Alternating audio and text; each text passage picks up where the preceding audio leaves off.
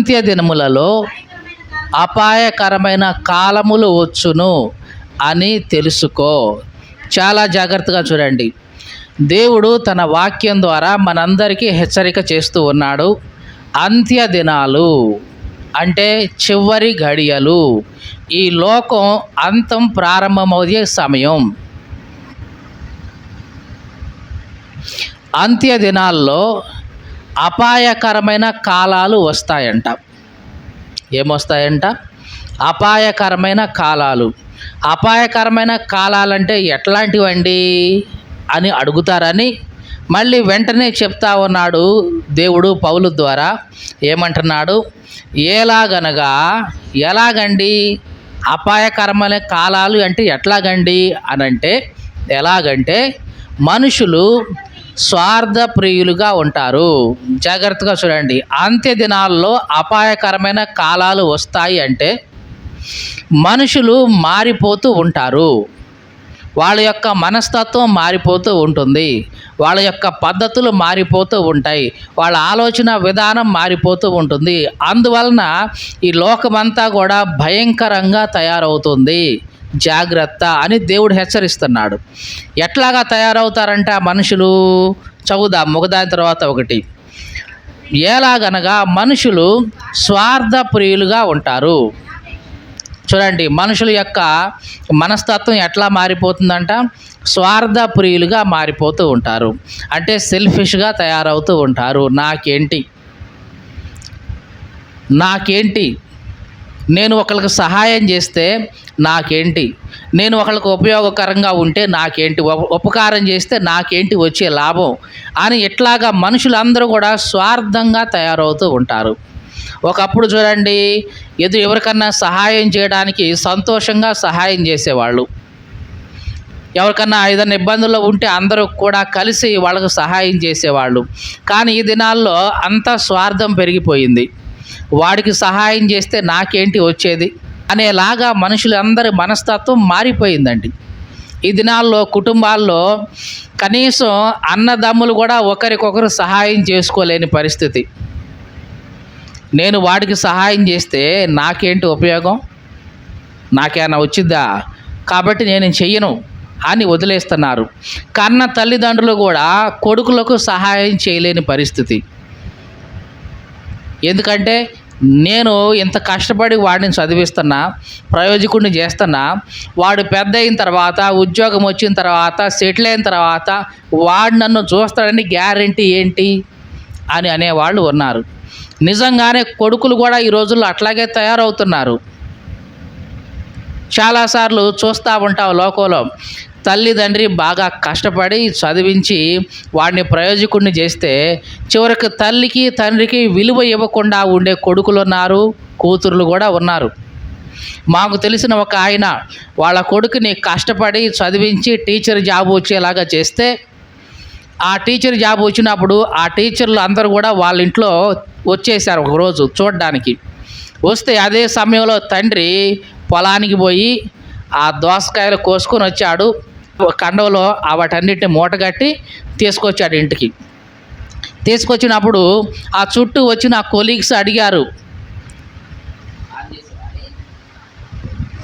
చుట్టూ ఉన్న కొలీగ్స్ అడిగారు, ఏమని, ఎవరు ఈ ముసలాయన అనంటే ఈయన ఏం చెప్పాలి? కన్న కొడుకు, నా తండ్రి అండి, నేను ఈ స్థితిలో ఉండడానికి కారణం ఈయనేనండి, కష్టపడి నన్ను చదివించి పైసా కూడబెట్టి నాకు ఉద్యోగం తెప్పించిన నా తండ్రి అని చెప్పుకోవడానికి బదులుగా ఈయనేమన్నాడంటే, మా ఇంట్లో పనివాడులేండి అన్నాడు.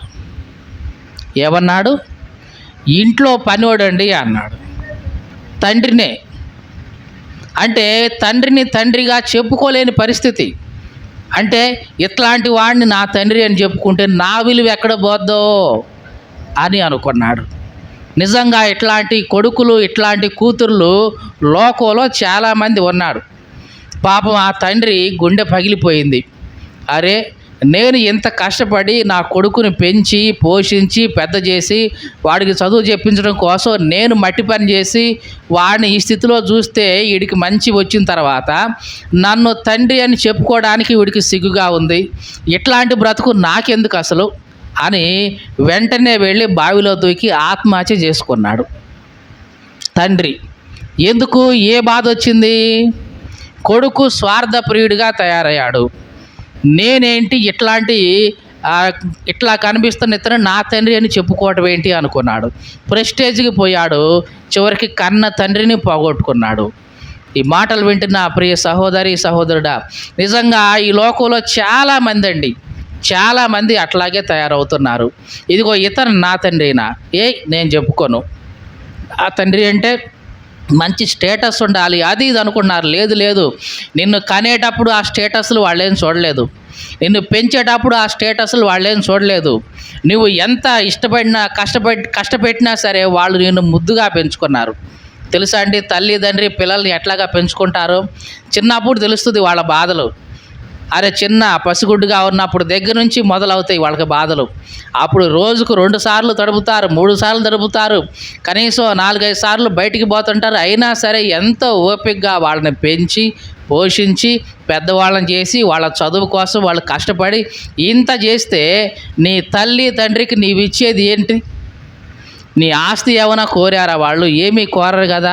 కనీసం ఇదిగో నా తండ్రి నన్ను ఈ స్థితిలో ఉంచడానికి కారణం నా తండ్రి, ఇదిగో నేను ఇంతగా ఉండడానికి కారణం నా తల్లి అని నిన్ను గౌరవిస్తే అదే వాళ్ళకి కావలసినంత కదండి.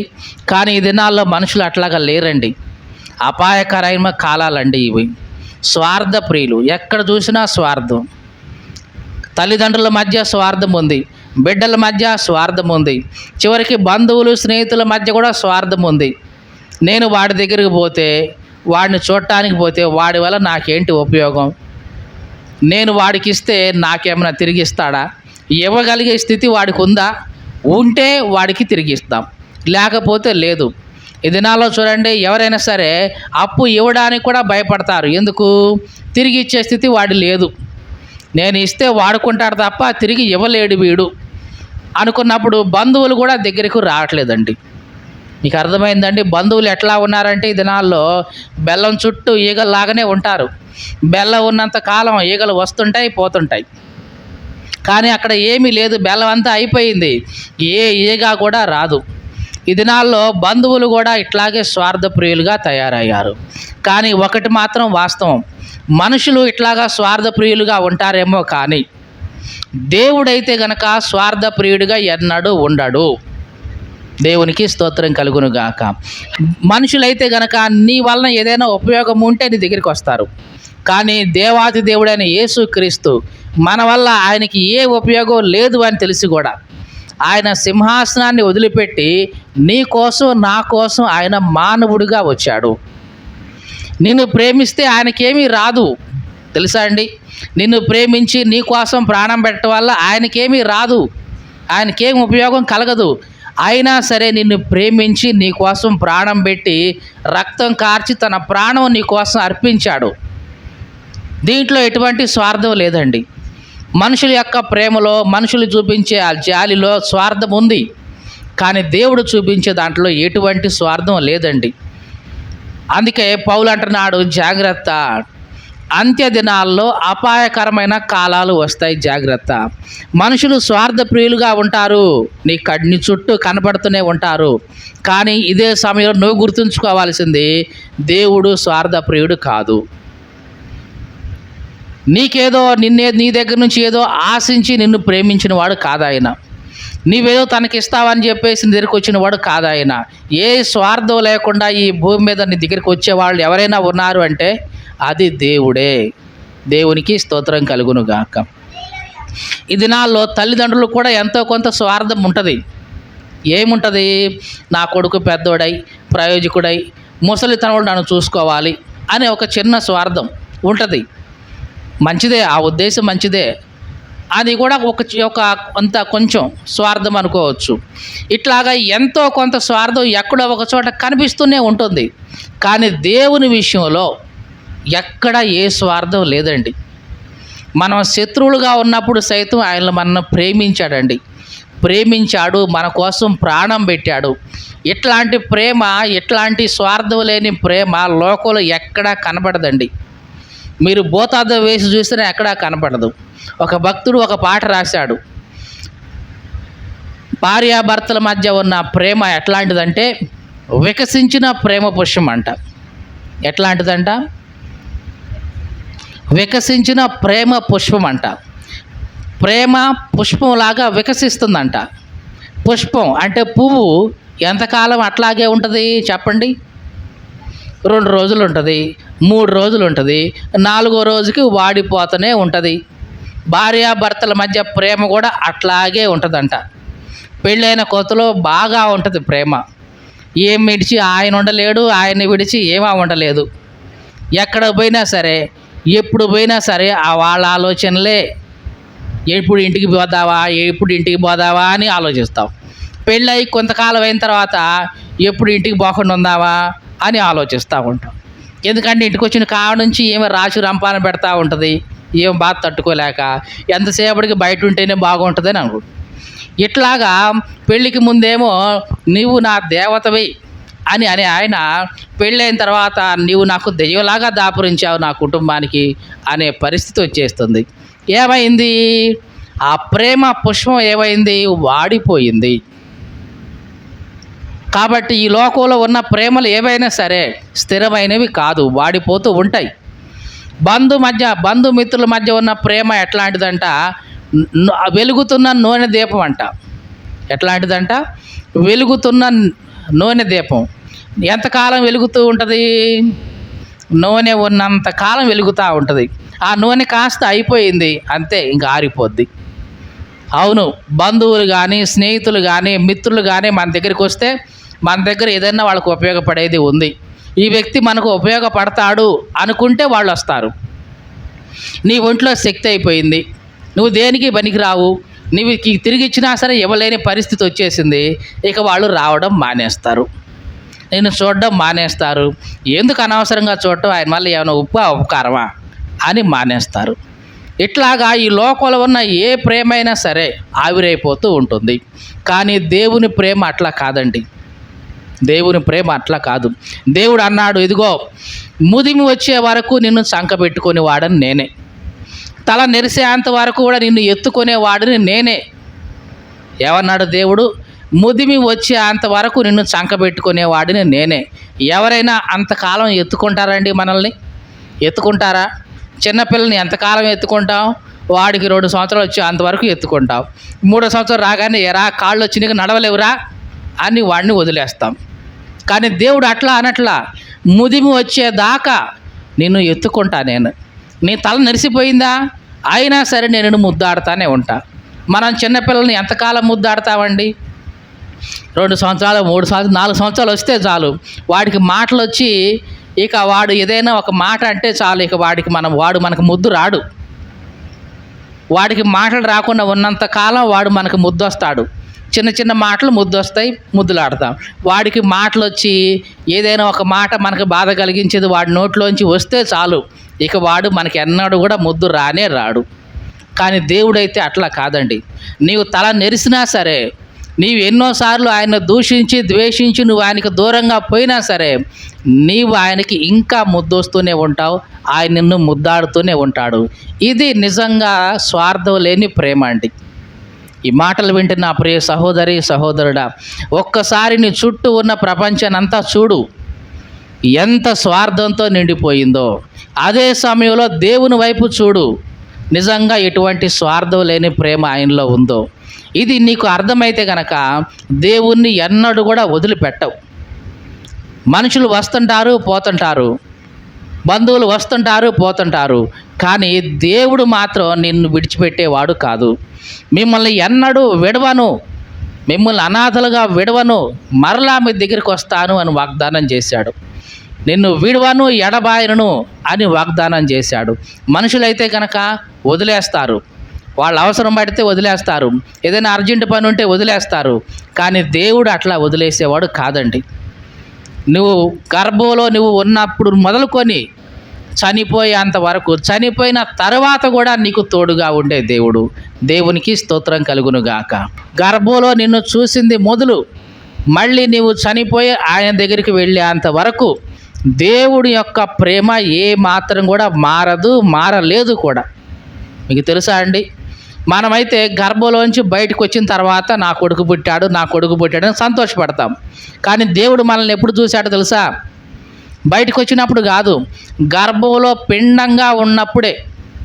ఎప్పుడు చూశాడు చెప్పండి? ఎప్పుడు చూశాడు? గర్భంలో పిండంగా ఉన్నప్పుడే. పిండంగా ఉన్నప్పుడు ఎవరు చూడలేరండి. మనకు బాగా తెలుసు, స్కానింగ్ చేస్తూ ఉంటాం. స్కానింగ్లో ఎప్పుడు ఆ పిండం ఎప్పుడు బయటపడుతుంది? కనీసం 6 వారాల తర్వాత బయటపడుతుంది. అంటే నెల తర్వాత 5-6 వారాలకు కానీ ఇదిగో ఇక్కడ ఒక చిన్న పిండం తయారైందనే విషయం స్కానింగ్లో ఎప్పుడు బయటపడుద్ది? 6 వారాల తర్వాత. ఈ 6 వారాల ముందు మరి ఎవరు చూశారు నిన్ను? ఎవరు కాపాడారు నిన్ను? దేవుడే. మీకు తెలుసా అండి, ఒక చిన్న నలుసుగా నీవు తల్లి గర్భంలో ఉన్నప్పుడు మొదలుకొని నీవు బయటికి వచ్చేంత తర్వాత, బయటికి వచ్చిన తర్వాత మళ్ళీ పరలోకంలో చనిపోయి చేరే అంతవరకు దేవుడు కన్నులు నిన్ను ఎప్పుడూ చూస్తూనే ఉన్నాయి. దేవునికి స్తోత్రం కలుగును గాక. మనం అనుకుంటాం మన పుట్టినరోజు ఎప్పుడండి? మన పుట్టినరోజు ఎప్పుడు అనుకుంటాం? తల్లి గర్భంలోంచి బయటికి రాగానే నా పుట్టినరోజు అనుకుంటాం. మరి అంతకుముందు 9 నెలలు 10 నెలలు ఉన్నావు కదా, ఆ రోజుల సంగతి ఏంటి? మీకు అర్థమైందండి? పుట్టినరోజు అంటే ఏమనుకుంటాం? తల్లి గర్భంలోంచి బయటకు రాగానే నా పుట్టినరోజు అండి ఈరోజు అనుకుంటాం. మరి తల్లి గర్భంలో అంతకు మునిపే ఉన్నావుగా, నువ్వు ఉన్నావా లేవా? 9 నెలలు లేదా 10 నెలలు అప్పటికే ఉన్నావు నువ్వు. మరి అవి కూడా లెక్కేసుకుంటే అసలు నీ పుట్టినరోజు ఎవరికీ తెలియదు. కానీ నీవు ఎప్పుడు తల్లి గర్భంలోకి వచ్చావో నీ పుట్టినరోజు కరెక్ట్గా చూసిన వాడెవరు? దేవుడే. మరి మనం జరుపుకునేది ఏదో బయటకు వచ్చామని మనం జరుపుకోవటమే తప్ప నిజానికి దేవుని దృష్టిలో నీ పుట్టినరోజు అప్పుడు కాదు. మరి నిజానికి దేవుని దృష్టిలో నీ పుట్టినరోజు మళ్ళీ ఎప్పుడంటే ఎప్పుడైతే నువ్వు మారు మనసు పొంది బాప్తిస్మం పొంది ఆయన బిడ్డగా అంగీకరించబడతావో అది నిజంగా నీకు పుట్టినరోజు అండి. మీకు అర్థమైందండి? ఈ లోకంలో శారీరకంగా నువ్వు పుట్టడం అది గొప్ప కాదు. ఆత్మీయంగా దేవుని బిడ్డగా నువ్వు మరొకసారి జన్మిస్తావు చూసావా, అది నిజంగా గొప్పది. అది నిజమైన పుట్టినరోజు అంటే.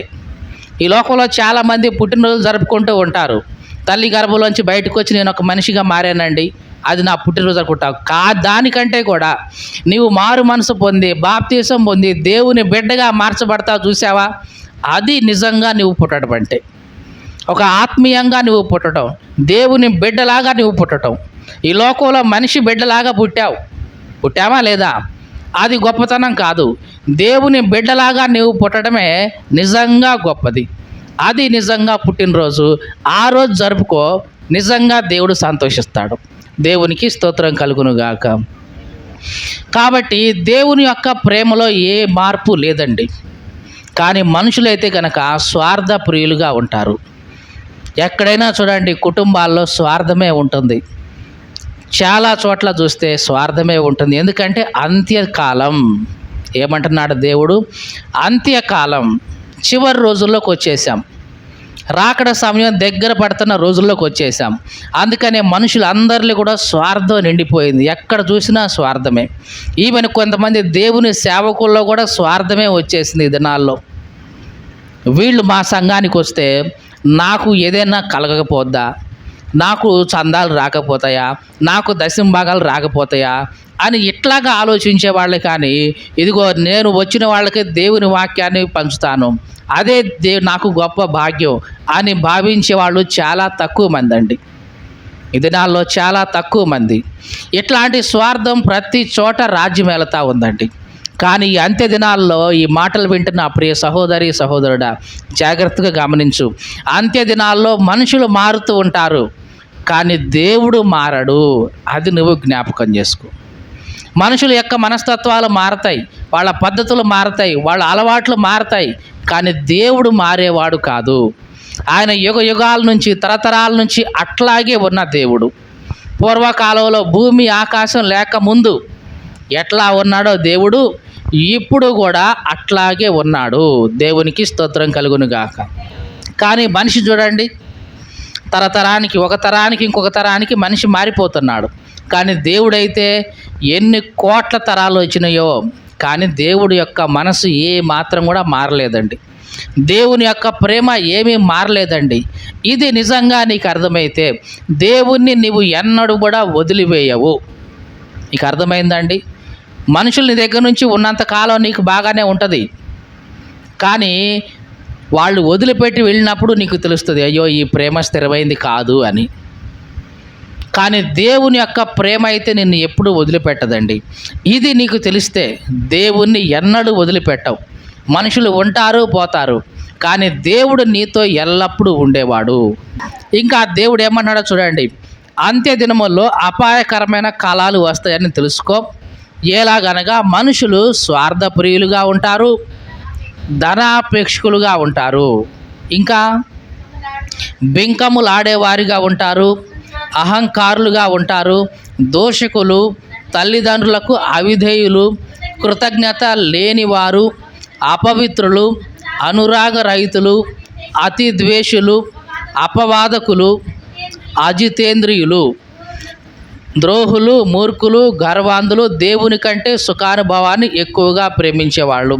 ఇట్లాగా ఉంటుంది లోకంలో, జాగ్రత్త. కానీ పౌలు అంటున్నాడు చివరికి, ఇట్టి వారికి విముఖుడవై ఉండుము. అంటే ఇట్లాంటి లోకంలో మనుషులందరూ ఇట్లా తయారవుతారు, కానీ నీవు ఇట్లాంటి వాళ్ళందరికీ విముఖుడుగా ఉండు, అంటే భిన్నంగా ఉండు. వాళ్ళలాగా నువ్వు తయారవు మాకు.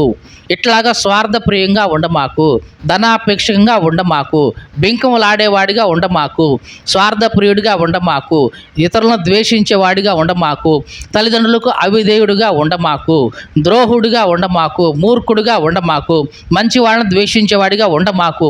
వీళ్ళందరికీ విముఖుడుగా ఉండు, భిన్నంగా ఉండు. ఎందుకు భిన్నంగా ఉండాలి? నీ దేవుడు అట్లాంటి వాడు కాదు కాబట్టి. దేవునికి స్తోత్రం కలుగును గాక. హల్లెలూయా. వీటన్నిటికీ నీవు భిన్నంగా ఉండాలి. ఎందుకు? నీ దేవుడు వీటన్నిటికీ భిన్నమైన వాడు కాబట్టి నీవు కూడా భిన్నంగా ఉండాలి. ఈ మాటలు వింటే నా ప్రియ సహోదరి సహోదరుడా, నీ దేవునిలాగా నీవు ఉండాలి. ఇదే దేవుడు మనలను కోరేది. ఈ లోకంలో ఒక తల్లి తండ్రి ఎప్పుడు సంతోషపడతారు చెప్పండి? నా కొడుకు నా పోలికలు వచ్చినాయి అన్నప్పుడు సంతోషపడతారు. చుట్టూ ఉన్నవాళ్ళు చూసి, అమ్మ నీ కొడుకు భలేగా ఉన్నాడమ్మా, నీ ముక్కే వచ్చింది, నీ ముఖమే వచ్చింది అన్నప్పుడు తల్లిదండ్రికి సంతోషం ఉంటుందా లేదా? అట్లా కాకుండా తల్లిదండ్రికి ఈడేంది, నీ ముక్కు గలవలేదు, నీ ముఖం గలవలేదు, అసలు నీ రంగే గలవలేదు వీడికి అని అంటే ఎట్లా ఉండదు తల్లిదండ్రికి? వామ్మో నా పోలికలే లేవంట వీడికి, నా ముక్కు నా ముఖం నా రంగు ఏమీ రాలేదు వీడికి, అసలు వీడు నా కొడుకేనా కాదా అని డౌట్ వచ్చేది. దేవుడు కూడా తన పోలికలు తన లక్షణాలు నీలో చూసుకుంటాడు. దేవుడు మానవుణ్ణి సృష్టించినప్పుడు దేవుని యొక్క పోలిక, దేవుని యొక్క స్వరూపం పెట్టాడు మనిషికి, మానవుడికి. కానీ మానవుడు పాపం చేయడం ద్వారా ఆ పోలిక, ఆ స్వభావం మొత్తం పోగొట్టుకొని కురూపిగా మారిపోయాడు. మళ్ళీ అదే పోలిక, అదే స్వరూపం, అదే లక్షణాలు దేవుడు నీకు ఇవ్వాలని యేసుక్రీస్తును నీ కోసం ఆయన పంపించాడు. నీవు మారు మనసు పొంది దేవునిలోకి వచ్చిన తర్వాత చిన్న చిన్నగా ఆయన పోలిక, ఆయన స్వభావం, ఆయన స్వరూపం దేవుడు చిన్నగా నీకు ఇస్తూ ఉంటాడు. నిన్ను చూసినప్పుడు దేవుడు సంతోషపడతాడు. ఇదిగో నా బిడ్డ నా పోలికలోనే ఉన్నాడు, నా బిడ్డకు నా లక్షణాలే వచ్చాయి, నా బిడ్డకు నా స్వరూపంలోనే వచ్చాడు అబ్బా అని నిన్ను చూసి దేవుడు సంతోషించాలి. దేవునికి స్తోత్రం కలుగును గాక. హల్లెలూయా. ఈ మాటలు వింటే నా ప్రియ సహోదరి సహోదరుడా, మరి నీ తండ్రి లక్షణాలు నీలో ఉంటున్నాయా?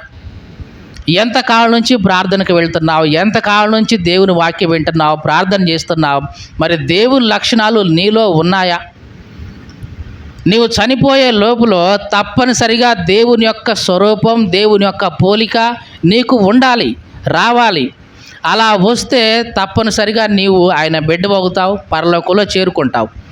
లేదు, చనిపోయే కాలం నాటికి కూడా ఆయన స్వరూపం కానీ ఆయన పోలిక కానీ నీకు రాకపోతే దేవుడు అంటాడు, ఇదిగో వీడు నా బిడ్డ కాదు, నా పోలిక వీడికి లేదు, నా స్వరూపం వీడికి లేదు, నా లక్షణాలు వీడికి లేవు, కాబట్టి వీడు నా రాజ్యానికి అర్హుడు కాదు అంటాడు. అవునా కాదా? అదే సమయంలో అపవాది వస్తాడు, అదిగో ఆ పోలికలు నాయే, ఆ తగాదలాడే మనస్తత్వం నాదే, అదిగో అబద్ధాలాడే మనస్తత్వం నాదే, అదిగో వాడు నా బిడ్డే, నాకు సంబంధించిన వాడే, ఇటీ అని నిన్ను లాక్కొని చివరికి నరకంలోకి తీసుకుపోతాడు. ఈ మాటలు వింటే నా ప్రియ సహోదరి సహోదరుడా, ఎవరి పోలికలు ఉన్నాయి నీలో, ఎవరి లక్షణాలు ఉన్నాయి నీలో, ఒక్కసారి నేను నువ్వు పరీక్షించుకో. నిజంగా నీవు దేవుని బిడ్డవైతే దేవుని యొక్క పోలిక, దేవుని యొక్క స్వరూపం, దేవుని యొక్క లక్షణాలు నీలో ఉండి తీరాలి. మరి నువ్వు దేవుని బిడ్డవు కాకపోతే నీ లక్షణాలు వేరే ఉంటాయి, అది వేరే సంగతి. మరి మన సంగతి ఎట్లా ఉంది? ఈ లోకమంతా అంత్య దినాల్లో అపాయకరంగా తయారవుతూ ఉంది. స్వార్థప్రియం, ధనాపేక్ష, బెంకములాడటం, అసత్యం, ఇవన్నీ కూడా లోకమంతా నిండిపోతున్న ఈ సమయంలో నీవు వీటన్నిటికీ విముఖుడుగా ఉండాలి, భిన్నంగా ఉండాలి. నోవహు విషయాన్ని మనం చూస్తే గనక, నోవహు విషయాన్ని చూస్తే లోకమంతా దుష్టత్వంతో నిండిపోయింది, కానీ నోవహు ఒక్కడే నీతిమంతుడుగా ఉన్నాడు. మీకు అర్థమైందండి ఈ మాట? లోకమంతా దుష్టత్వంతో నిండిపోయింది, కానీ నోవహు ఒక్కడ మాత్రం నీతిమంతుడుగా ఉన్నాడు. దేవుడు చాలా సంతోషపడ్డాడు. నోవహు, ఈ తరమంతట్లో నీ ఒక్కడవే కనపడ్డావయ్యా నాకు, కాబట్టి నిన్ను కాపాడతా, ఎట్టి పరిస్థితుల్లో నిన్ను కాపాడతా, నీ కోసం ఓడ తయారు చేసుకో, నీ కుటుంబం దాంట్లో ప్రవేశించండి అని నోవహు కుటుంబాన్ని కాపాడడానికి దేవుడే ఒక ప్రణాళిక వేశాడు. ఇది దేవుడు నీ నుంచి కోరుకునేది. లోకమంతా వాళ్ళ ఇష్టం వచ్చినట్లుగా పోతారు, కానీ నీవైతే దేవుని దృష్టిలో నమ్మకంగా ఉండాలి, యథార్థంగా ఉండాలి. నోవహులాగా ఇతరుల కంటే భిన్నంగా నీవు ఉండాలి. ఈ లోకాన్నంతా నువ్వు చూసినప్పుడు ఈ లోకమంతా ఎట్లా మారిపోతుంది, కానీ నా దేవుడు మారేవాడు కాదు, నేను కూడా మారకూడదు. నా దేవుని యొక్క పోలిక, నా దేవుని యొక్క లక్షణం నాలో ఉండాలి అనేది నీ హృదయంలో రావాలి. అలా ఉంటే గనక తప్పనిసరిగా దేవుని పోలిక, స్వరూపం చిన్న చిన్నగా నీలోకి వస్తుంది. తర్వాత దేవుడు నువ్వు చనిపోయిన తర్వాత, ఇదిగో నా బిడ్డ, నా పోలికలు ఉన్నాయి నా బిడ్డకి, నా లక్షణం ఉంది నా బిడ్డకు, కాబట్టి ఇదిగో నా బిడ్డ పరలోకంలోకే ఉండాల్సిందే అని దేవుడు నిన్ను పరలోకంలో చేర్చుకుంటాడు.